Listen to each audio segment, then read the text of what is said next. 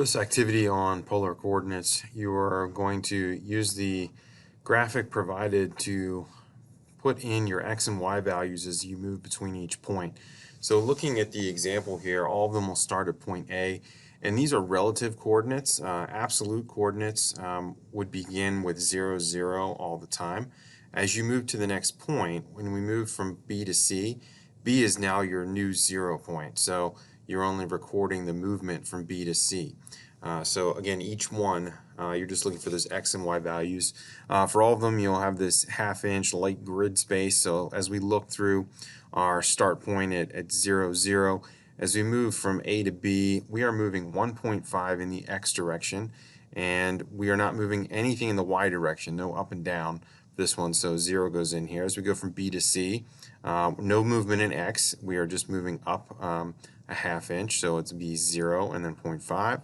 As we go to C to D, we are moving 1 inch in the x and nothing in the y, so 1 and 0. As we move from D to E, we are moving nothing in the x, and we are moving 1.5 in the y direction. Now it's important we note as we move from E to F, now we're moving in a negative direction. So there is no y movement, but in the x direction you are moving negative 1.5, and you have 0 in the y direction. From F to G, now we have a diagonal line, so we'll be moving both in x and y, and also paying attention to our positive and negative direction. So from F to G, we move negative 1 inch over to the left, and then we move negative ½ inch down in the y direction. So you see that noted here. And finally, from G to A, no x movement, just a y movement. Again, that's a negative 1.5 or 3 blocks there. So as you go through, I give you the first few to get you started as you go around. Pay attention to whether it's positive or negative, and pay attention to which coordinate, whether it's x and y, that you are inputting that in the table here.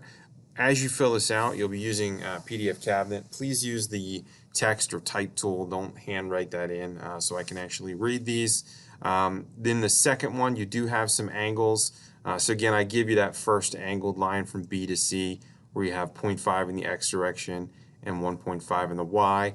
As you look at some of the other ones, just again, you'll have two values for any of the ones that are angled, but pay attention, are they positive or negative in the x and y. When you're all finished with this, save that, and then you're going to upload this back to the assignment. If you have any questions, shoot me an email. I'll try to get back to you if I'm not in a testing session.